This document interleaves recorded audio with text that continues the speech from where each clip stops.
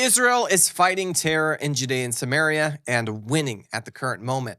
And they're not slowing down. The government is unveiling bold new plans in that regard. We're going to break it all down for you here on the show. Also, if you stick around until the end, something really interesting is happening between Israel and Germany. I'm Ben, and this is the Israel Guys.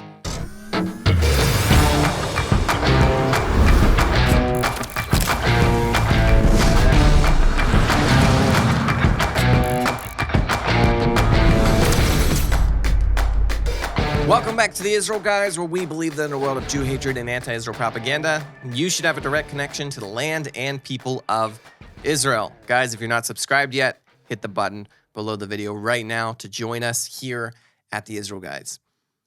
This year, Israel's been hit by a tremendous wave of terror. There have been cold-blooded executions of Jewish civilians, knifings, stone throwings, and the list goes on and on and on and on.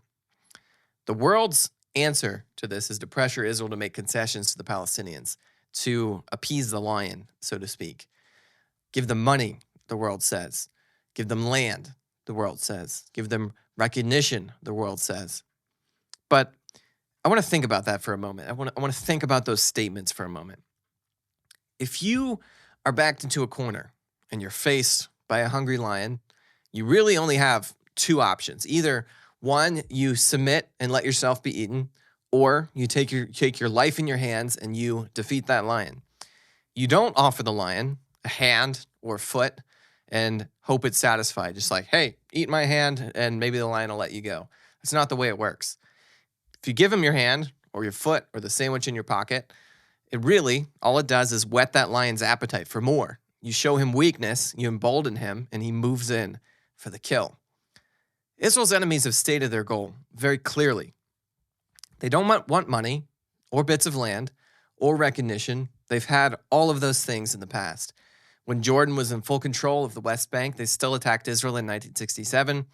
When the Palestinians were offered 93% of the West Bank by Israel's Prime Minister Ehud Olmert, the Palestinians said no. Hundreds of millions of dollars are given to the Palestinian Authority every year with no strings attached, yet the Palestinians continue to live in poverty and blame their problems on Israel. Again and again and again and again, the Palestinian leadership have made themselves very clear. Their stated goal is the destruction of the state of Israel, a genocide or subjugation of the Jewish people in their entirety. The PLO, or the Palestinian Liberation Organization, was founded in 1964, 3 years before Israel retook the West Bank from Jordan in 1967. Their logo, the PLO logo, bears a map of the entire state of Israel. And this map still hangs on the walls of nearly all Palestinian government offices as a constant reminder of their goal of eventually conquering the entire state of Israel. We've seen that map in some of our adventure shows that we've done over and over and over and over again in the offices of the Palestinian Authority. With the Palestinians, Israel is being faced by a proverbial lion. They're not looking for concessions. They're not looking for a hand or a foot. They're looking for domination. This has been made very clear. As such, whenever Israel caves to foreign pressure and gives concessions, it only emboldens the terrorists. Attacks go up, not down. This is a simple concept, but one that few leaders either allow themselves to understand or pretend that they actually do. So, that brings us to today. In the face of recent terror attacks, Israel has decided to man up and take on the lion in a way. They stepped up their military game, killing or arresting terrorist after terrorist after terrorist all over Judea and Samaria, in some cases using a terrifying display of military power. Israel's National Security Minister Itamar Ben-Gvir has been easing requirements for Israeli citizens to obtain weapons, carry permits, thus broadening Israel's line of security throughout the private sector. He has also been cracking down on the plush prison conditions for terrorists, stripping them of unnecessary luxuries. As expected, kind of with what we just went through, the terrorists have backed off to a certain degree, thank God. But Israel is not stepping down, also thank God. On the contrary, they're pushing the advantage even further. We're going to get to that in just 1 second and some crazy new things that Israel's taking as a next step in this fight against terror. But first, discover the beauty of your Hebrew heritage with Israel 365's beautiful Hebrew name necklace. It's not just an accessory, it's a symbol of connection, identity, and faith. Israel 365's user-friendly system translates your English name into a Hebrew name elegantly showcased on the necklace. This personalized piece is a testament to your bond with the land of Israel and its timeless traditions. By wearing this necklace, you're carrying a piece of your heritage, a link to the chosen people and the sacred legacy they bear. Beyond its elegant design, this necklace is a conversation starter and invites you to share your story and journey of embracing your roots. And now, for a limited time, use the code TheIsraelGuys for a 25% discount. This is your chance to honor your heritage and connect with the land of Israel in a meaningful, tangible way. Embrace your Hebrew identity, wear your heritage with pride. Buy the Hebrew name necklace now and let it be a daily reminder of your profound ties to the roots and sacred legacy of the people of Israel. Visit Israel 365's site below and seize this opportunity to bring your heritage to your heart. So, with Israel pressing this advantage over the terrorists here in Judea and Samaria, in their show of strength and overcoming the lions, so to speak, there's this new development happening. I want to read this straight from Arut Sheva. Finance Minister Bezalel Smotrich recently submitted a decision proposal to transfer millions of shekels to Judea and Samaria to strengthen the region following the recent wave of terrorist attacks, Channel 12 reported on Thursday.